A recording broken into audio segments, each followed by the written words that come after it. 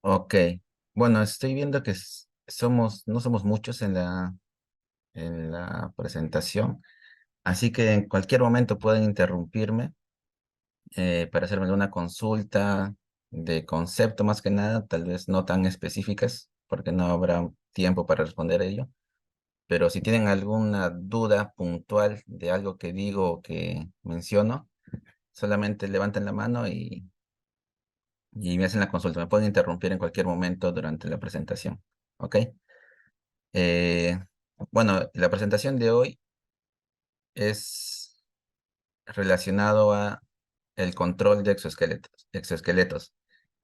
Voy a mencionar lo que es los fundamentos o los conceptos básicos que un estudiante o un investigador debería tener para que pueda desarrollar un control o un algoritmo de control en base a exoesqueletos.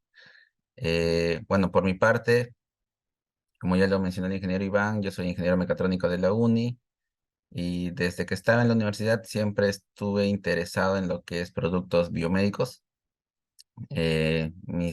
Mi tesis de pregrado y mi tesis de maestría fueron orientados a dispositivos médicos. Trabajé con una silla de ruedas para el pregrado y con un exoesqueleto para el máster.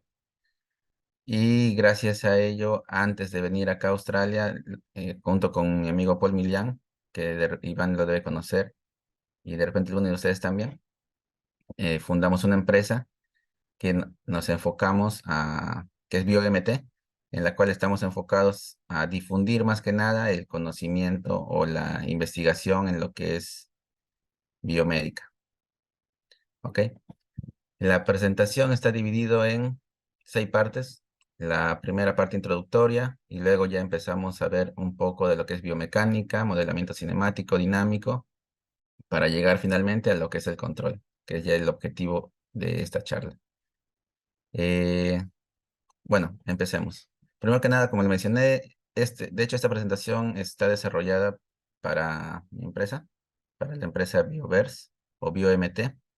Y como le mencioné, nos dedicamos a fomentar lo que es proyectos en biomecatrónica, ¿no? Realizamos asesorías, mentorías y todo lo relacionado a proyectos en biomecatrónica. Y específicamente la charla de hoy es acerca de exoesqueletos, para el control de exoesqueletos. Así que, primero que nada, tienen que entender qué es un exoesqueleto. Eh, lo más común o lo que todos piensan es relacionar un exoesqueleto con Iron Man directamente. Cuando yo era estudiante, igual, ¿no? Cuando empecé a hacer investigación, mis primeros pininos en investigación en robótica, siempre quise desarrollar mi propio traje de Iron Man, ¿no? Pero eso no, por lo menos a un nivel de estudiante no es posible. Así que empezamos desde lo básico, que un exoesqueleto no es necesariamente un traje de Iron Man. Un exoesqueleto simplemente es una estructura robótica que busca imitar la función del cuerpo humano, ya sea a nivel de movimiento, a nivel de fuerza, eh, o cualquier función que tú le quieras dar, que trate de replicar el comportamiento humano, de replicar los movimientos o que ayude a que la persona pueda moverse o ejercer alguna tarea en específica. Ahora, podemos definir los tipos de exoesqueleto en base a 3 funciones.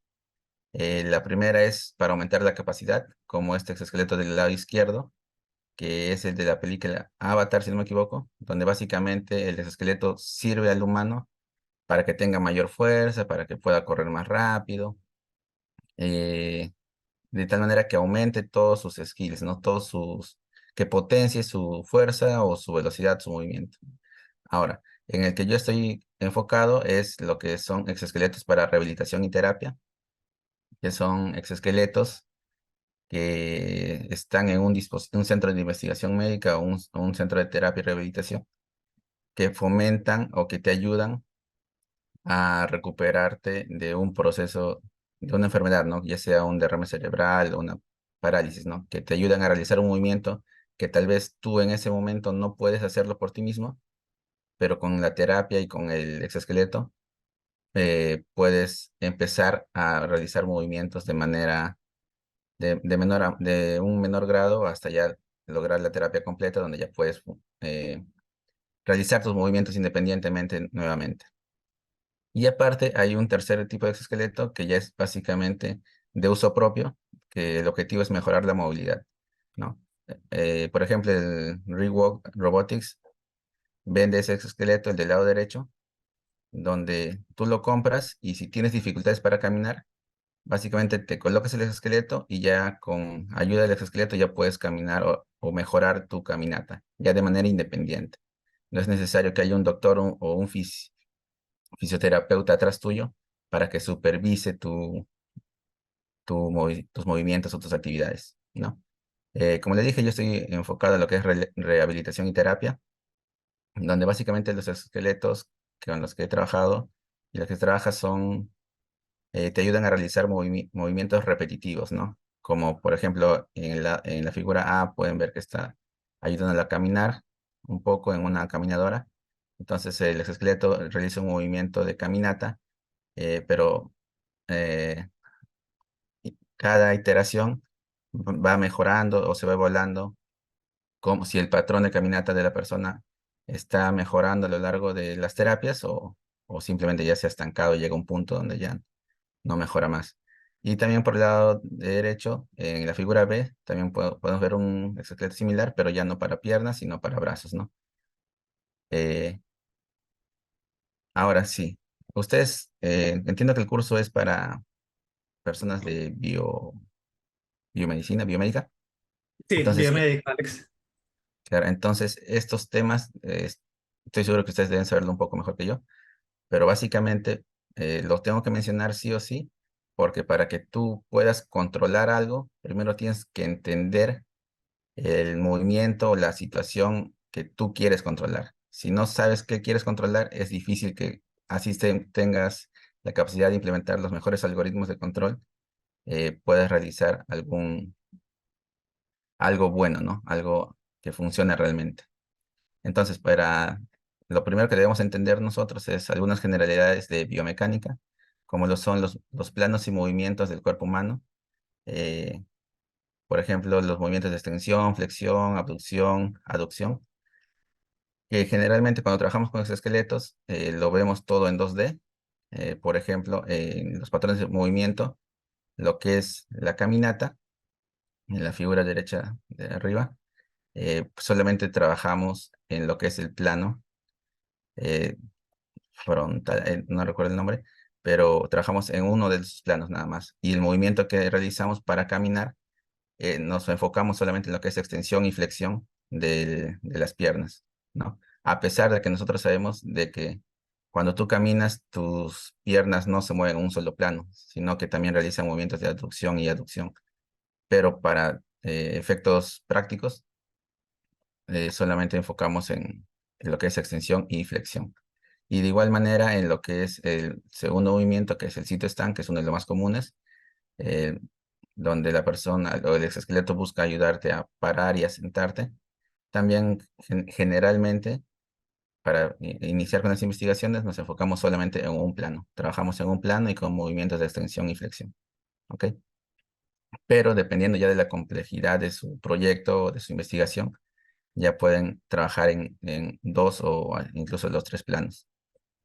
Y añadir actuadores para controlar no solamente la extensión y flexión, sino también la aducción y abducción. ¿Ok? Ahora, eh, esto ya es un poco, está relacionado con robótica, con sistemas multicuerpos, pero tenemos que hacer como un símil entre lo que es las uniones de nuestro cuerpo humano y llevarlo y representarlo en uniones biomecánicas, ¿no? Por ejemplo, las uniones más comunes con las que se trabaja en robótica son las de revolución y prismáticas, donde revolución es básicamente, no sé si pueden ver, es girar, es el giro en un plano. Girar, por ejemplo, si yo tengo mi muñeca, puedo girarlo. Es un efecto de rotación en un solo eje, entonces estaríamos hablando de, de una unión tipo revolución, pero en el caso de la muñeca tenemos dos, podemos girar para dos lados, entonces ya no sería la revolución, sería universal. Dependiendo del tipo de movimiento que tú quieras controlar, tienes que seleccionar bien qué tipo de unión robótica vas a trabajar. Por ejemplo, acá está un modelo biomecánico del brazo, donde el hombro lo representan ya con una unión esférica o incluso solamente para efectos prácticos algunos con tipo universal o simplemente de revolución, ya dependiendo de la complejidad, como dije anteriormente, del proyecto, ¿no?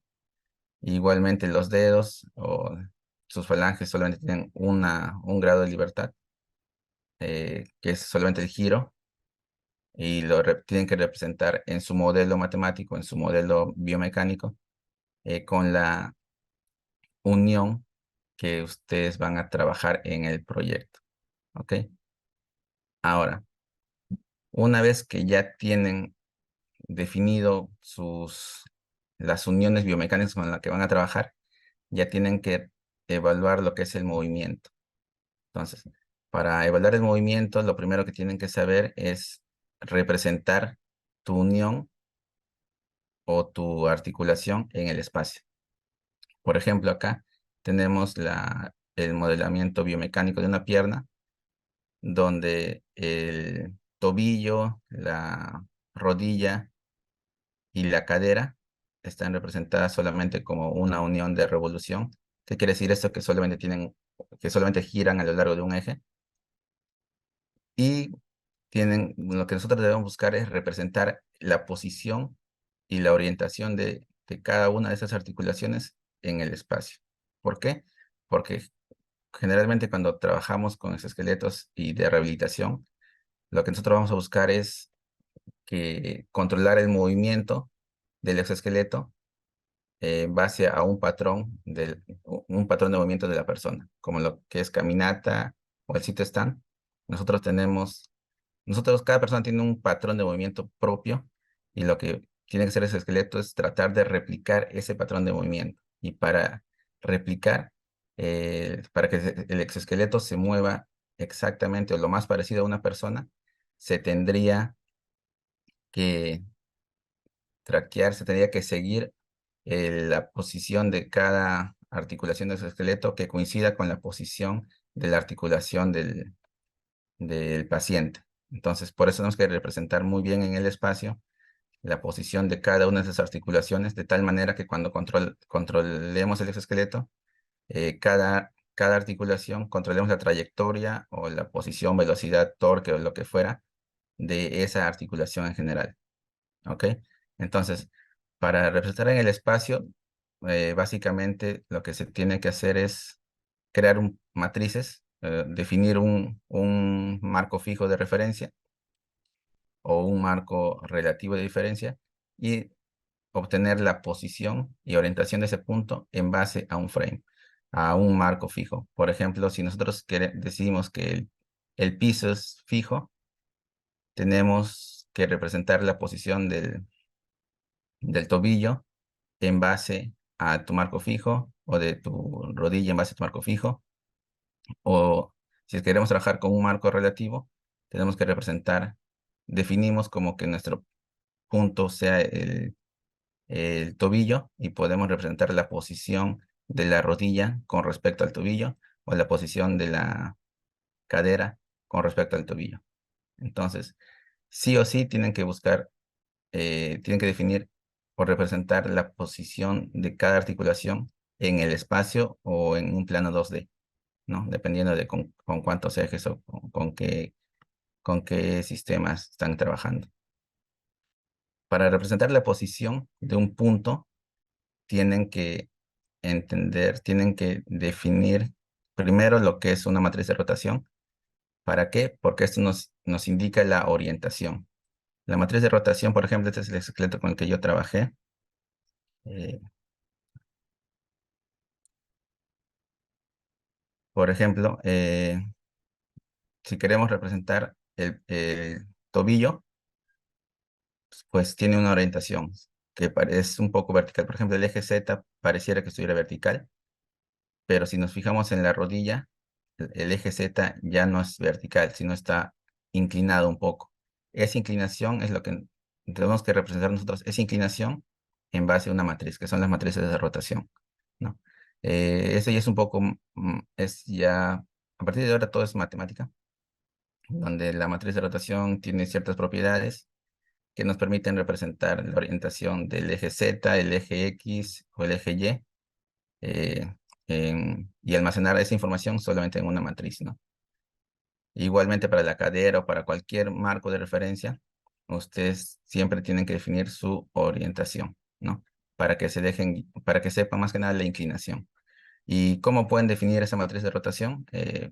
Hay muchas maneras de definirlas, o muchas técnicas, muchos métodos para obtener esa matriz de rotación, como lo que es el sistema exponencial de coordenadas, o los ángulos de Euler, o el yaw pitch roll que se usa en aviación, o quaternion. Sea cual sea el método, ustedes van a obtener siempre una matriz de 3 por 3 nada más donde cada columna indica la orientación del eje X, Y o Z, ¿ya? Y también lo otro es la, la posición, la matriz de transformación. ¿Qué es la matriz de transformación?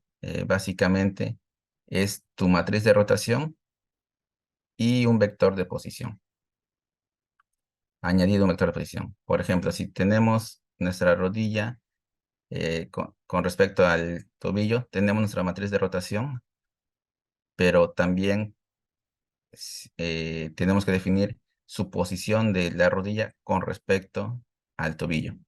Entonces, el primer valor que tenemos que tener es la matriz de rotación que vimos anteriormente y además su posición en el plano o en el espacio respecto a nuestro marco de referencia. Y ya básicamente la matriz de rotación, la matriz de transformación simplemente es tu matriz de rotación, al costado tu vector de posición y luego lo completas con ceros y uno, nada más. Entonces, así, con esta matriz de transformación podemos representar la orientación y la posición de cualquier punto en el espacio en base a un sistema de referencia, con esta matriz de 4 por 4. ¿Ok? Ahora, ustedes dirán, ¿para qué calculo todo esto? Pareciera que es un poco complicado. Ustedes lo van a hacer porque cuando trabajen con exoesqueletos, si ustedes se fijan bien en el modelo, están unidos. Por ejemplo, tu muslo, tu pierna, están unidos en serie en base a tus articulaciones, ¿no? Y donde ya definen el punto o la posición de tu rodilla o de tu cadera en base a la matriz de transformación de 4 por 4. Y como están unidos, generalmente se trabaja ya con lo que es cadenas o, y vemos lo que es cinemática directa, donde simplemente podemos obtener la posición por ejemplo, si tenemos la posición del punto 1, que vendría a ser como nuestro tobillo con respecto a nuestro marco fijo, si tenemos este vector y también tenemos la posición del punto 2, que vendría a ser como nuestra rodilla con respecto al tobillo, para obtener la posición de la rodilla con respecto al marco fijo, simplemente es cuestión de multiplicar esas matrices que ya hemos calculado.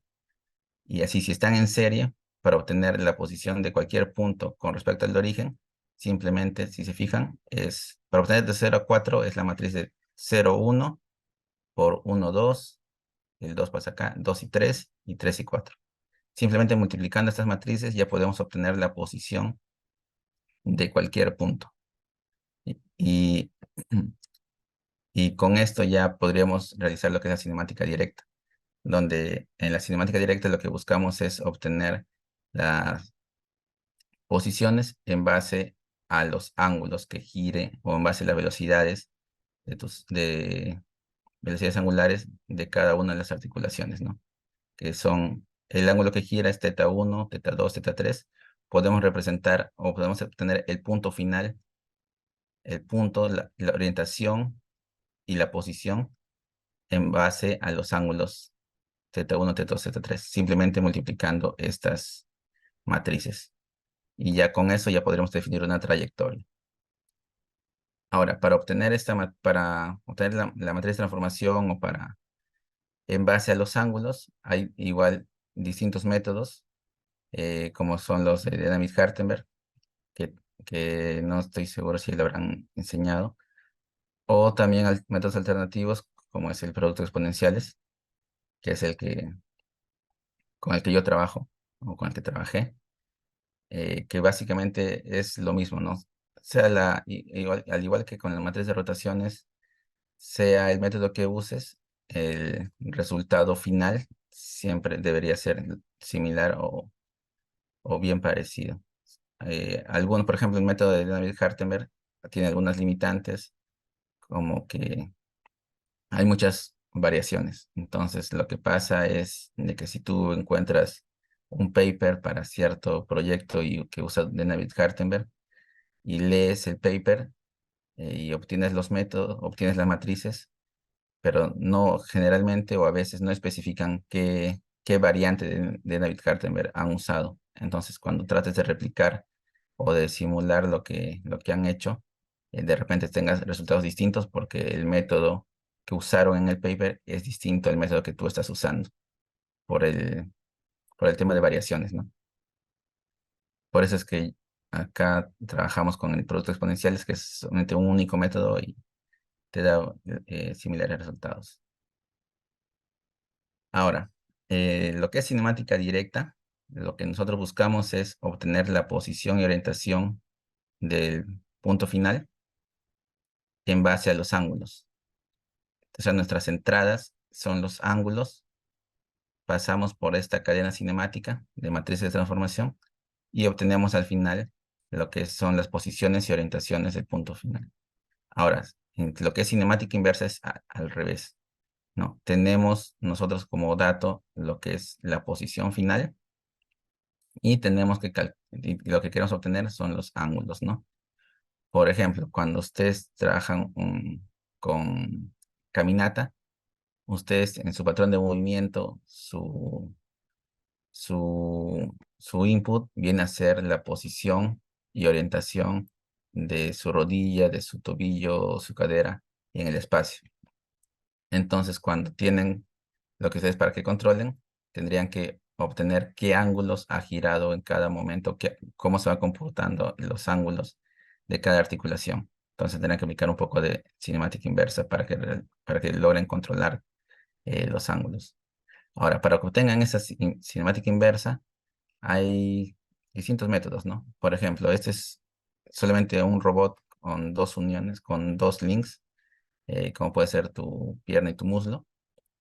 Para obtener el ángulo θ1 o θ2, puedes hacer un método algebraico simple, donde ya resuelven las ecuaciones geométricas y al final obtienen una ecuación ya para calcular θ2 y también θ1.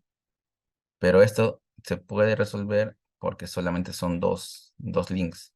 Pero ¿qué pasa si ya ustedes trabajan con 3, 4, 5 links? Se puede hacer también, pero ya es muy engorroso.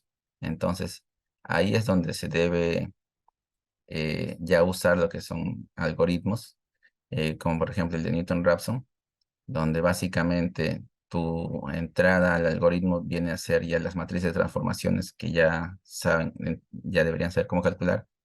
O sea, no ahorita, pero cuando implementen el algoritmo ya deberían tener esas matrices de transformaciones y automáticamente, después de varias iteraciones, ya logran obtener los ángulos finales, que es lo que ustedes buscan controlar. Simplemente haciendo uso de las matrices que ya o que se usan en robótica. Ahora, en el caso esto es para solamente cinemática, ¿no? Acá no interviene ninguna fuerza, no interviene ningún torque, no interviene ninguna masa. Simplemente asumes que puedes controlar la posición angular de tus actuadores. Pero ahora en lo que es la vida real, No simplemente basta con controlar lo que es la cinemática, sino ya tienen que incluir lo que es la dinámica, ¿no? A incluir el tema de masa, el tema de la gravedad, etcétera, etcétera. Entonces, lo primero que tienen que hacer es definir su modelo dinámico del sistema que buscan controlar.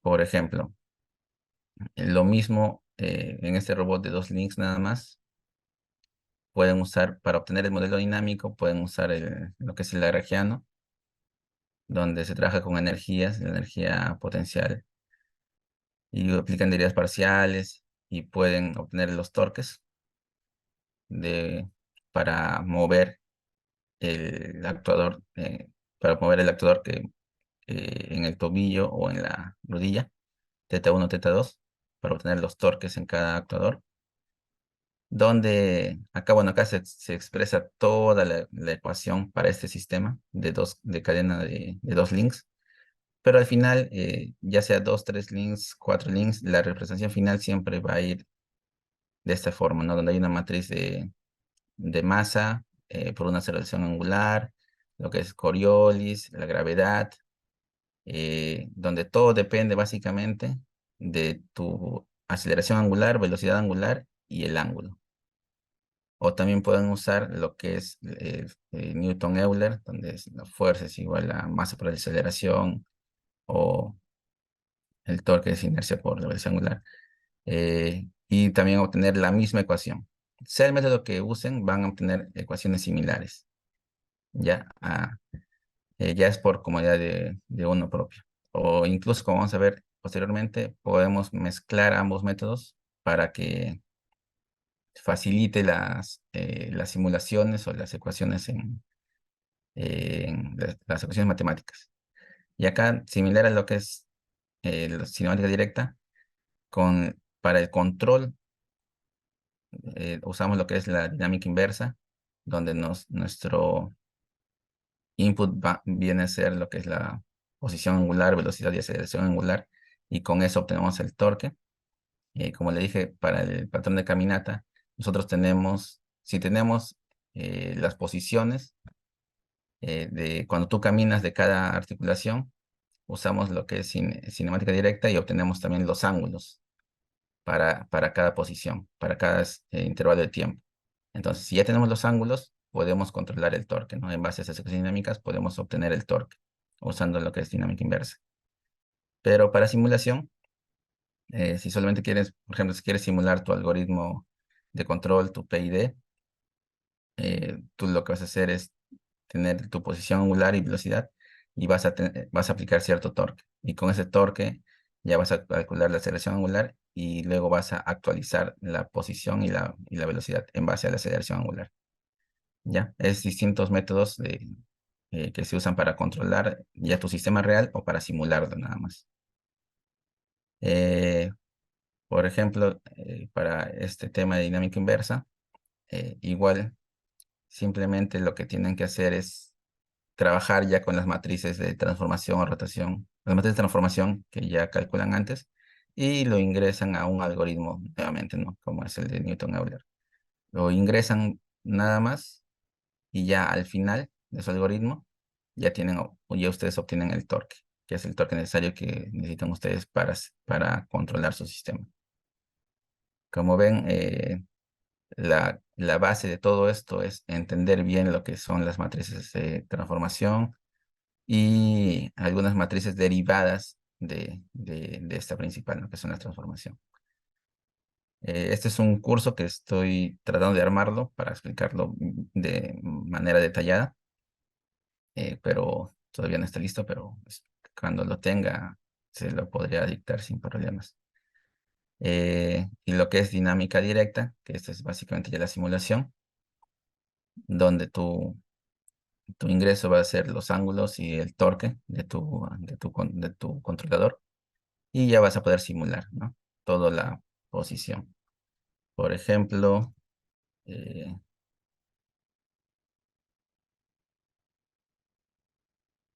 a ver, esta simulación es cuando Supuestamente esto es el exoesqueleto que está sentado, inicia sentado, y acá está ya simulado las ecuaciones dinámicas, me parece, y simplemente de lo que está sentado el exoesqueleto lo dejamos caer por efecto de la gravedad nada más. Y esto ha sido iterado en base a esta ecuación, este algoritmo de dinámica directa, ¿no? Donde el torque, en este caso, viene a ser solamente el componente de gravedad, y este es el movimiento que sucede a tu esqueleto de piernas si es que solamente actúa la gravedad. Como ven, se vuelve un poquito loco, eh, porque cada link afecta a los demás links, ¿no? Tu pie afecta a tu muslo, a tu pierna. eh, y así todo se descontrola. O sea, no solamente aplicando lo que es el torque de, de gravedad, ¿no? En este caso solamente actúa la gravedad en nuestro sistema y eso pasa. Ahora, para que, en lo que es el tema de control, un diagrama básico de control para cualquier sistema es definir su entrada, ¿no? Su set point, que en este caso viene a ser la trayectoria del movimiento que ustedes buscan realizar. Simplemente pueden usar un controlador PID o PD, que básicamente trabaja con el error, la diferencia entre tu set point la medida de tu sensor. Y el control proporcional incrementa tu salida o tu torque en este caso, en base al error, y luego el integral es el error acumulativo y y derivativo para que suavice un poco tu controlador. Y la salida de tu controlador entra a lo que son tus actuadores, ¿no? A tus motores. Tú vas a controlar el torque de tus motores, y tus motores ya se encargan de mover tu exoesqueleto, ¿no? Mover tus articulaciones, mover tu tobillo, mover tu cadera. Y ya tú instalas sensores y puedes obtener la retroalimentación o el feedback para tu controlador. Este es el diagrama básico. Ahora, cuando trabajemos con exoesqueletos, lo que tienen que añadir sí o sí es un compensador de gravedad o un compensador de fricción. El compensador de gravedad eh, busca básicamente evitar lo que ven en la simulación, en el video, que se cae simplemente por gravedad, se cae. Si ustedes instalan un compensador de gravedad, lo que hace ese compensador es oponerse al movimiento que se generaría por la gravedad. Entonces se opone y ya pueden evitar ese movimiento, que se descontrole tu sistema. Ahora, también existe lo que es el compensador de fricción. Como ustedes saben, tus motores, tus actuadores, tus engranajes, sistema de transmisión que instales en tu exoesqueleto, siempre va a haber pérdidas por fricción mecánica. Entonces lo que ustedes buscan es compensar este movimiento, ese torque de pérdida. Por ejemplo, eh, esto es lo que es la fricción. Hacemos la misma simulación anterior, pero acá yo añadí un coeficiente de fricción bien alto, donde la fricción que hace básicamente frena tu movimiento. Entonces, cuando tú busques realizar una trayectoria suave, una trayectoria que no se sienta muy brusca, lo que tienes que hacer es compensar el torque, porque acá la fricción te frena el movimiento, ¿no? Como ven, te frena el movimiento.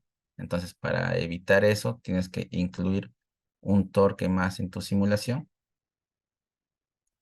que compense ese movimiento, ¿no? O sea, si la fricción va a hacer que te frene, tú tienes que añadirle un poco más de fricción a tu salida de tu controlador, tienes que añadirle un poco más de fricción para que compense las pérdidas por toda la transmisión mecánica, ¿ya? Hay varias formas de de calcular tu compensador de fricción, pero el más común es el que trabaja ya solo con las viscosidades y con las velocidades angulares.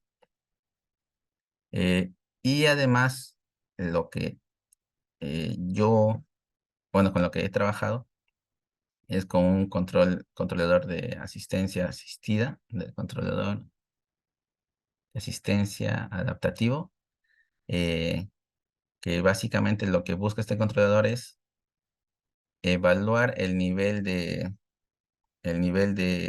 progreso en la que es la rehabilitación. Por ejemplo, si supongamos que eh, yo voy al gimnasio nada más, un día nunca he ido al gimnasio, voy al gimnasio y al día siguiente me duelen mis piernas. No puedo prácticamente mover mis piernas, no puedo hacer nada. Entonces digo, ya me voy a comprar un exoesqueleto para que me ayude a caminar ese día. Entonces, al yo no poder mover nada de mis piernas, eh, el exoesqueleto, ¿qué va a hacer? Me va a entregar todo el torque posible para que yo pueda volver a caminar normalmente. O sea, básicamente el exoesqueleto va a caminar por mí. Yo solamente voy a estar usando ese esqueleto, pero no voy a hacer ninguna fuerza, no voy a aplicar ningún torque para moverme. El esqueleto me va a mover. Ahora, ¿qué pasa si al día siguiente ya me estoy recuperando, ya puedo moverme más o menos al 10% de mi capacidad normal? Entonces, el exoesqueleto, en vez de darme el 100% nuevamente, va a detectar que ya he mejorado, que ya puedo dar un 10%. Entonces, lo que tiene que hacer este controlador es simplemente decir, exoesqueleto, tú dale el 90% que le falta, ya no el 100%. Y así, después de una semana, cuando ya esté completamente recuperado, y ya no necesite, por así decirlo, al exoesqueleto, el controlador me va a decir, ok, básicamente tú puedes moverte solo, entonces mi controlador va a decir, ya no le demos nada de torque, simplemente es como que si no estuviera usando el exoesqueleto. Ese es el controlador de asistencia por necesidad, el Assistant Needed Controller, que básicamente evalúa tu nivel de debilidad y en base a ese nivel o la capacidad que tú tienes de moverte, te provee o te modifica el torque que el exoesqueleto te va a dar a ti. Ya, este es otro tipo de controlador adicional y ya no es necesario, pero sí es bueno que se implemente más que nada para los temas de rehabilitación y terapia, ¿no? Igual hay distintos controladores, dependiendo de la aplicación que le vas a dar a tu proyecto. Pero básicamente, si no tienes esto, si eliminas esto, ya con controlador PID y tus compensadores de gravedad, ya es suficiente para que puedas realizar un control básico de un esqueleto, ¿no? Y ya esto de acá ya es algo adicional que ya dependiendo de la aplicación que le quieras dar a tu proyecto, puedes implementar. Eh,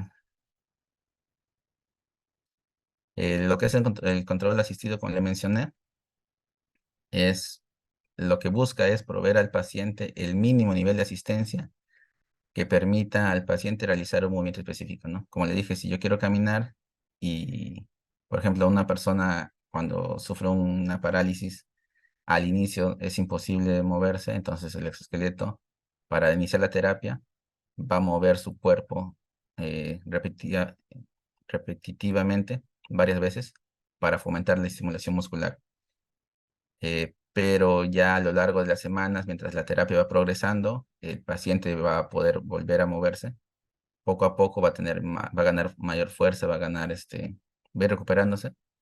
Y el exoesqueleto tiene que detectar eso y reducir su, su nivel de asistencia, ¿no? Hasta lo que sea el mínimo. ¿Por qué el mínimo? Para que de esta manera se busca fomentar que el paciente mejore. Si el paciente siente que el exoesqueleto siempre lo va a estar moviendo, entonces como que no va a decir, ay, entonces ¿para qué me muevo yo? Pero si lo mueve al mínimo, de esa manera el esqueleto de por sí ya fomenta que el paciente intente caminar o hacer el movimiento que desee y se recupere más rápido, pues, ¿no? Por ejemplo, acá tenemos lo que yo usé para mi tesis, que es el ciclo de caminata, donde acá está toda la trayectoria. Esta es la trayectoria, lo que está en rojo acá es la trayectoria de la rodilla. Entonces, como trabaja este nivel, este controlador, tú defines los límites superiores y inferiores, donde tú dices, ok, si mi paciente se mueve dentro de este límite, significa que el exoesqueleto puede ayudarlo, o es un nivel tolerable de error, donde voy a reducir el esfuerzo del exoesqueleto. Entonces, sí, pero si me muevo fuera de este límite, entonces significa que no puede el paciente seguir la trayectoria. Entonces yo como sujeto voy a ayudarlo más en en los puntos más que nada donde está fuera. Entonces, ¿cómo funciona este algoritmo? Es modificar tus parámetros del controlador PID, tu KP y tu KD, en este caso solamente PD, donde el valor de tu KP va a cambiar de un paso al siguiente. O sea, inicias tu primer paso que des, vas a tener un KP de 100%, pero si a lo largo de tu primer ciclo de caminata te moviste dentro del límite, entonces para el siguiente ciclo, para el siguiente paso, voy a disminuir un poco mi KP. ¿Cómo lo disminuyo? Por medio de este valor lambda, que tiene que estar entre 0 y 1. Y por ejemplo, si es 0.9, para el siguiente paso, si te moviste dentro del límite y tu error fue 0, simplemente el siguiente KP va a ser el 90% de tu valor anterior. Pero ¿qué pasa si es que te moviste fuera del límite?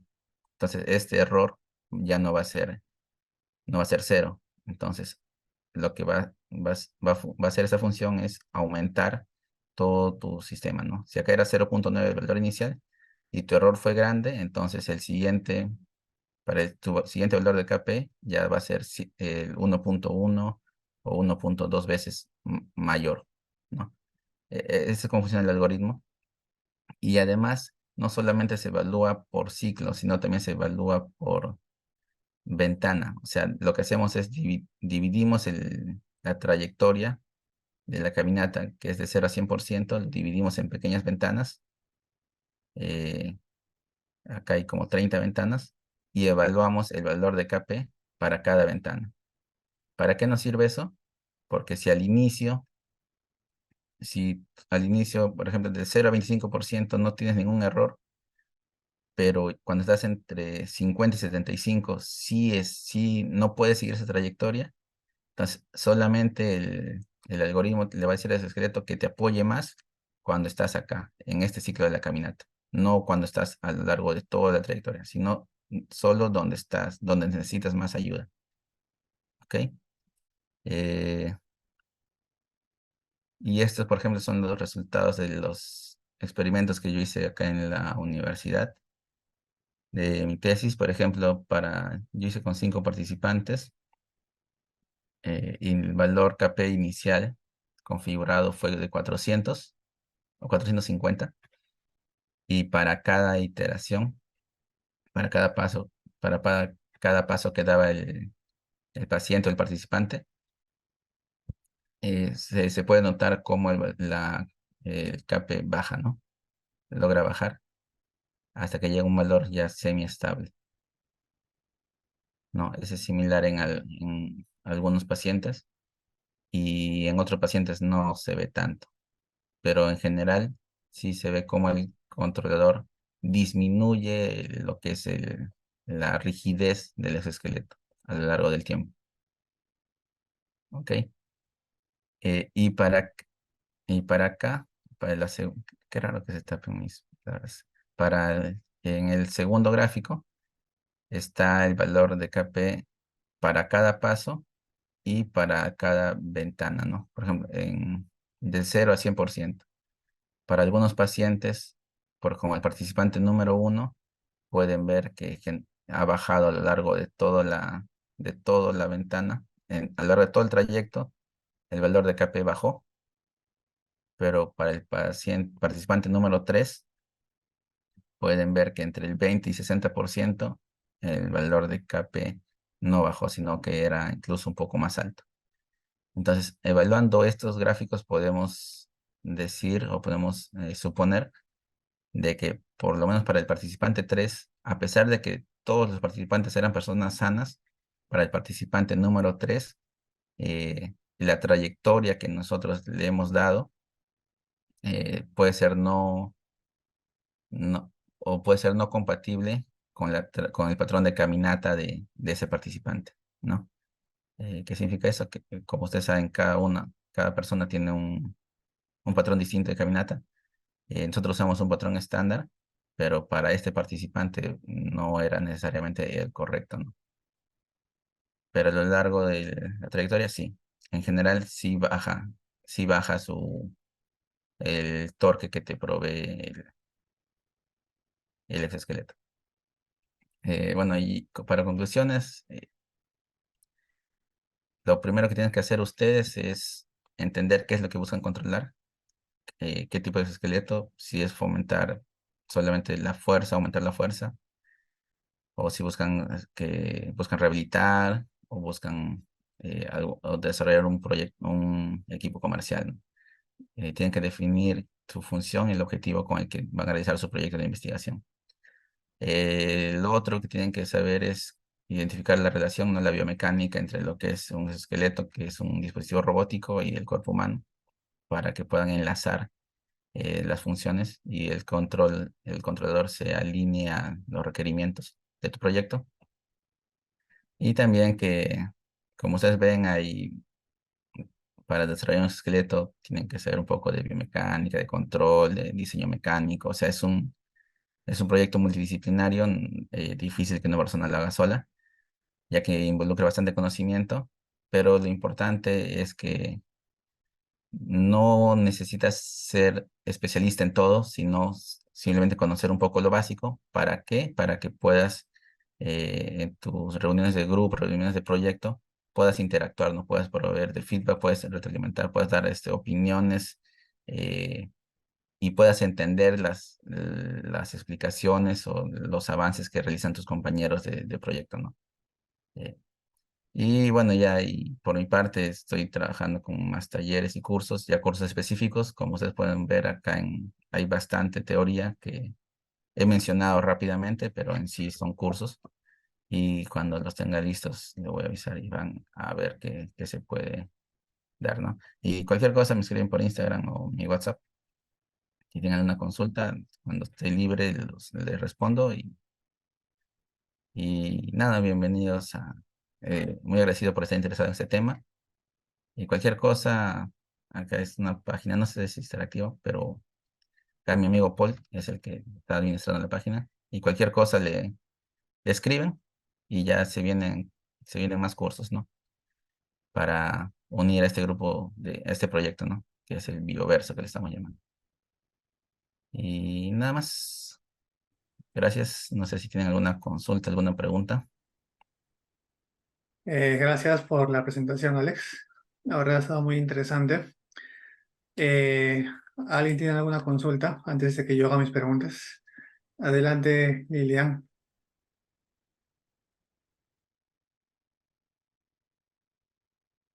Sí, Lilian, te Buenas escuchamos. tardes. Sí, quería hacer, yo soy médico rehabilitador del Instituto Nacional de Salud del Niño de Breña. Eh, Siempre hemos tenido los estudios con Locomotic y esto de exoesqueletos se está presentando ya en los últimos años. ¿Qué posibilidad hubiese o en un futuro tal vez de que se pudiese adaptar estos exoesqueletos en niños? Porque tenemos bastantes niños con parálisis cerebral y eso sería muy bueno para nosotros para mejorar los rangos articulares y la fuerza muscular, ¿no? Y que permita la funcionabilidad de los pacientes.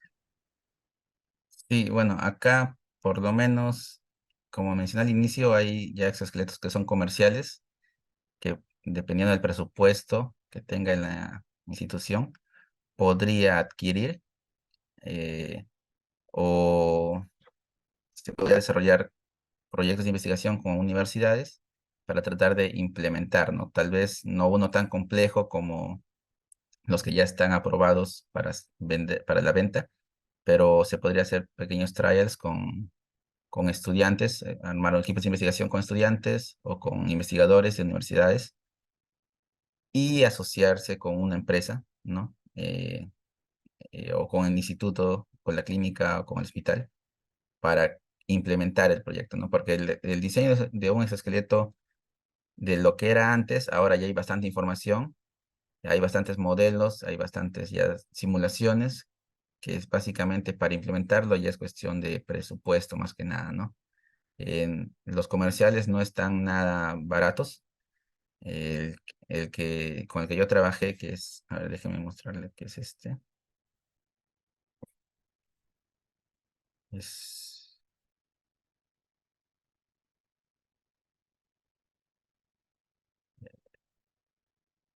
es este de acá, que es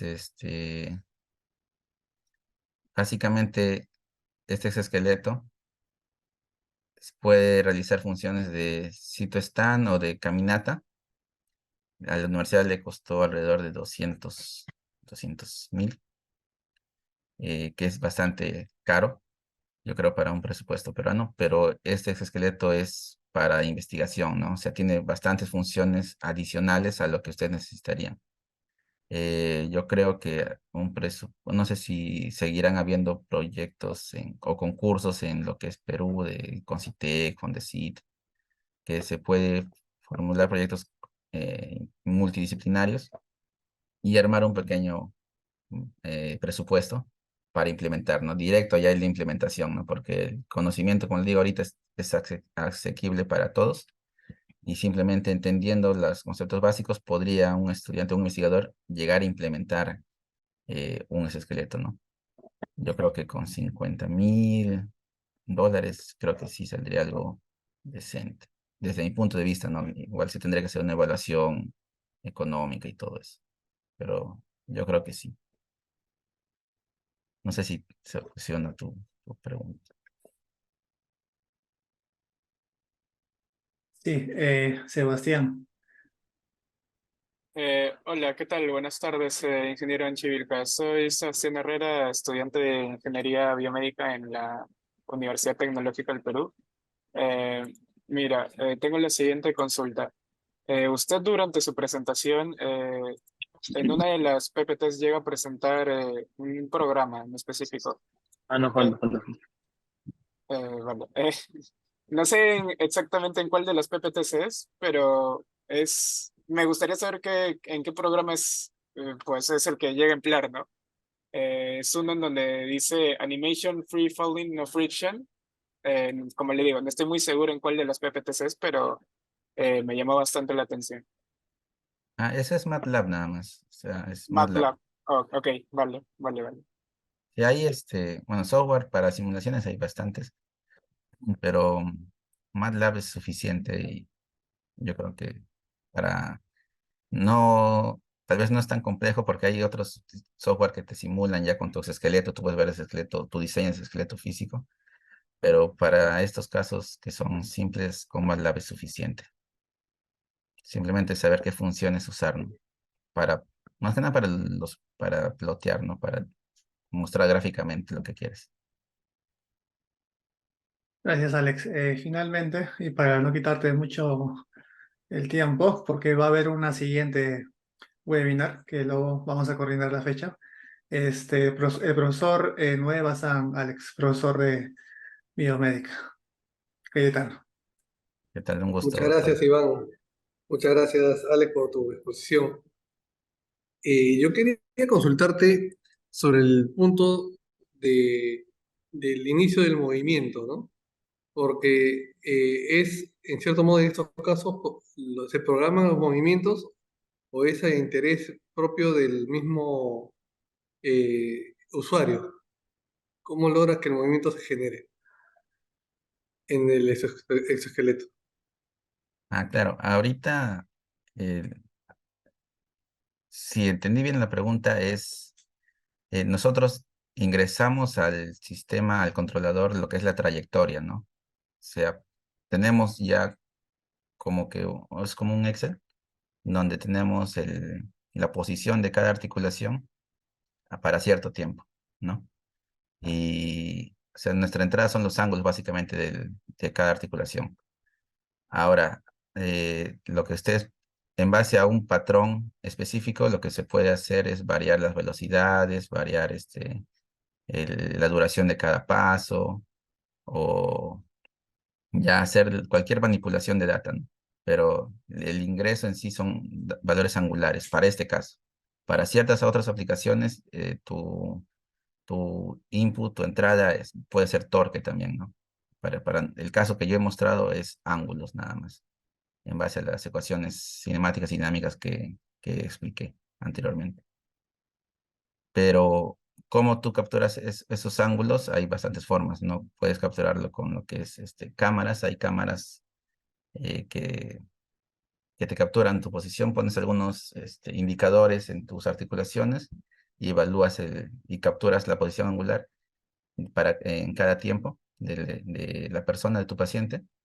Luego también hay dispositivos ya comerciales como es el Kinect, que simplemente ya es la cámara ya que básicamente puedes configurar para obtener la posición de cualquier parte de tu cuerpo. Pero en sí, la entrada es ya datos preconfigurados en tu controlador. No es que ahorita, por lo menos ahorita, no detectamos la intención del usuario de empezar a caminar. No, no es así. Pero también se puede desarrollar esos proyectos, ¿no? Donde tú detectas la intención del usuario y en base a esa intención ya puedes definir qué patrón de movimiento quieres seleccionar. Muchas gracias. Muchas gracias, Alex. Yo también tengo preguntas, pero te las haré ya en una siguiente oportunidad, porque ya ha pasado la hora límite. Entonces, nuevamente, a nombre de la carrera de biomédica, biomecánica y en general, a nombre de la universidad, te doy las gracias por esta primera presentación, Alex. Problema, cualquier cosa me escriben nada más. Cuídense y muchas gracias a todos por su tiempo. Chao. Hasta luego. Muchas gracias. Chao, chao. Muchas gracias. Hasta luego, hasta luego a todos.